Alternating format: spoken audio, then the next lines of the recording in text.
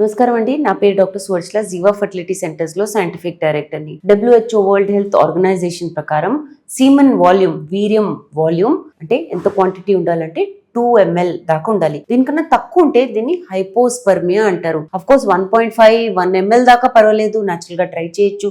కానీ 0.5 ml కన్నా తక్కువ ఉందనుకోండి శాంపిల్, అలాంటప్పుడు న్యాచురల్ గా కన్సీవ్ అవ్వడం కష్టం. వీర్యంలో కణాలు ఉంటాయి. వీర్యం బయటికి ఉండిపోవడం, కణాలు అక్కడి నుంచి గర్భసంచిలో నుంచి ట్యూబ్ దాకా వెళ్ళి అండంని ఫలదీకరణ చేయడం అనేది ప్రకృతి. కాకపోతే వాల్యూమే తక్కువ ఉందనుకోండి, వీర్యం సరిపోకపోవడం వల్ల కణాలు గర్భసంచి దాటి వెళ్ళలేకపోతున్నాయి అనుకోండి, అలాంటప్పుడు ప్రెగ్నెన్సీ ఛాన్సెస్ తక్కువ ఉంటాయి. కాకపోతే గుడ్ న్యూస్ ఏంటంటే ఇలాంటి శాంపిల్స్ కూడా అంటే 0.1 ml శాంపిల్స్ కూడా మేము వాడుకుంటూ IVF ICSI ద్వారా ఫలదీకరణం చేసి పిండం తయారు చేసి గర్భసంచిలో వేస్తాం. ఇది చాలా సహజం.